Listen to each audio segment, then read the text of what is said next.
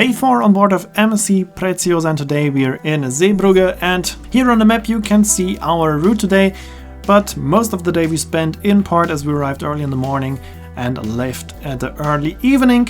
And here in Zeebrugge we started of course with a comprehensive breakfast, and this time we used our secret stairs at the back of the ship, the outside stairs, so we could have a first look at the port of Zeebrugge, which is not too spectacular as it is actually just a pier which is completely made out of concrete, and that's about it, so there's not too much to see. So we enjoyed our breakfast and then it was time to leave the ship.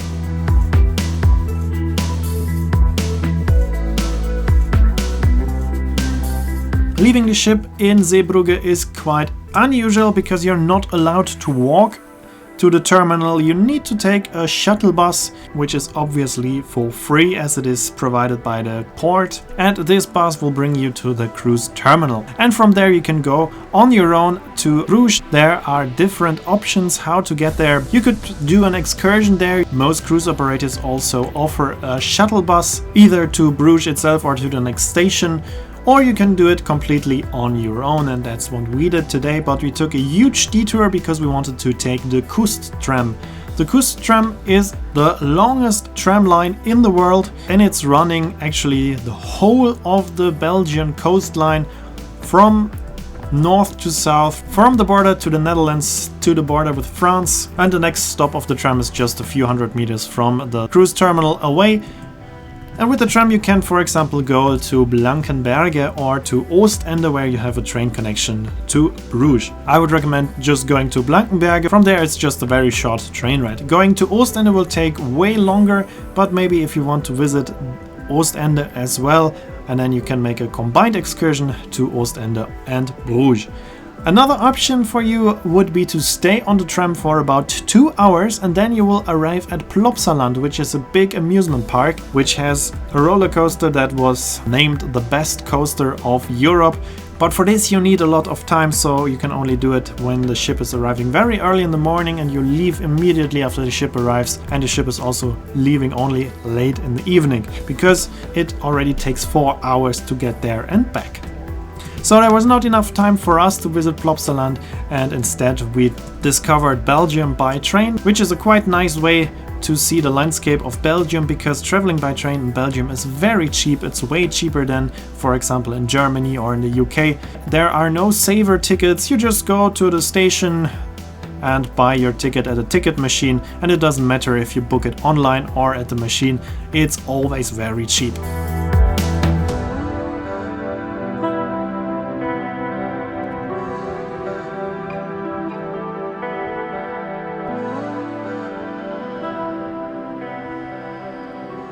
And eventually, after taking a huge detour around half of the country, we arrived at Bruges, and of course we wanted to visit Bruges as well.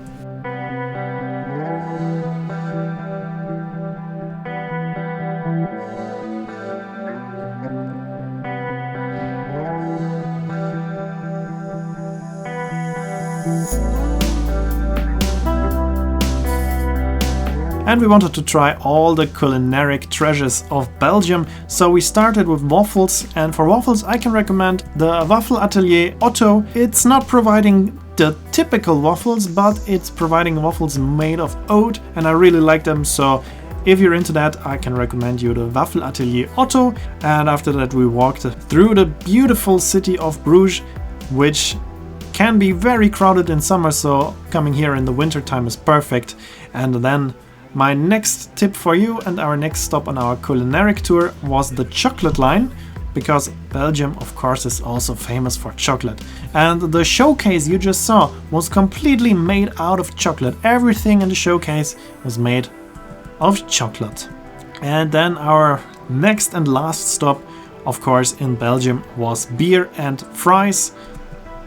And after that we headed back to the station and took the train directly to Zeebrugge, which is another option how to get from the cruise ship to the city of Bruges on your own.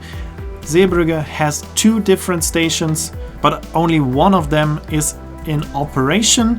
Either it's Zeebrugge Strand, which is mostly operated during summer, or Zeebrugge Dorp, which is mostly operated during winter.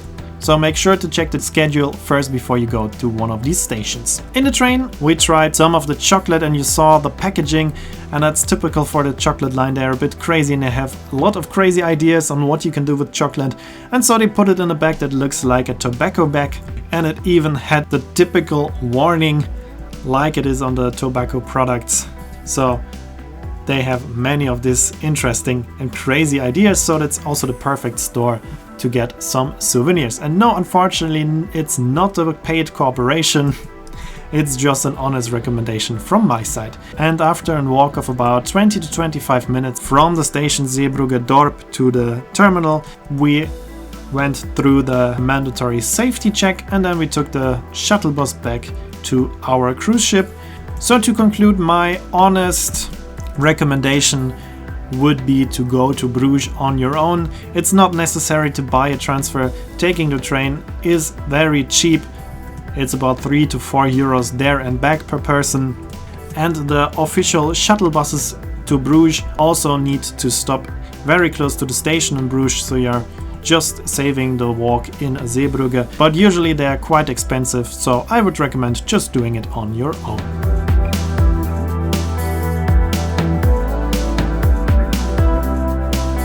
And then it was time to leave Zeebrugge again, and we were watching the preparations, like as the gangway was removed and then the ropes were removed and we were clear to go. The weather was terrible in the evening, so we were very happy that we had our private balcony that I showed you last time, that public area that most guests don't know of, because it's covered, so we could watch the sail away. Even with this bad weather, as you can see it here, completely dry and kind of warm. It was still very cold, but at least better than standing on the sun deck without wind or rain covering.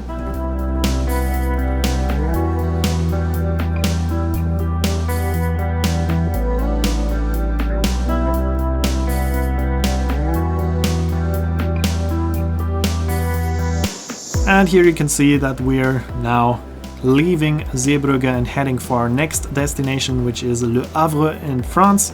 And as soon as we left the pier, we could also hear the sail away music of MSC, which is time to say goodbye.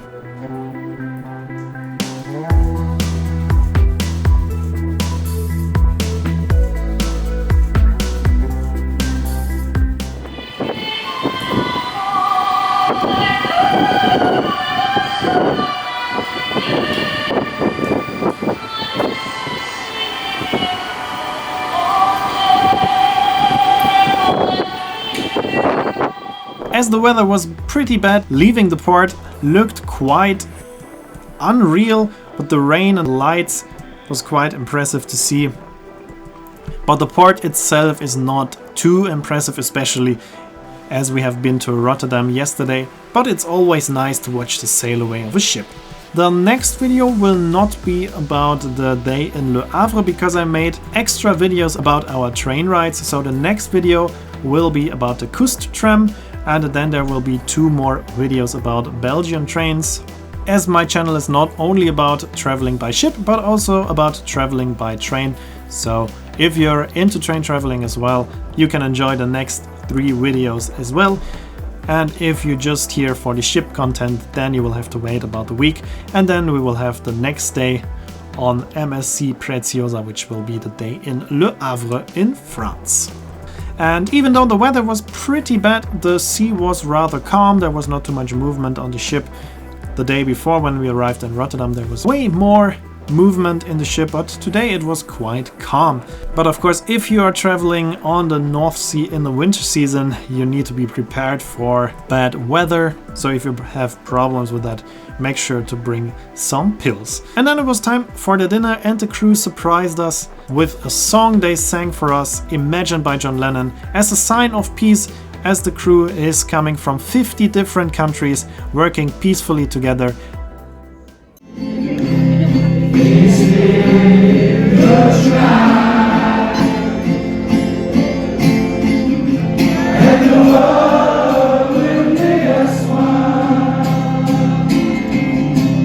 Imagine all of Saint John.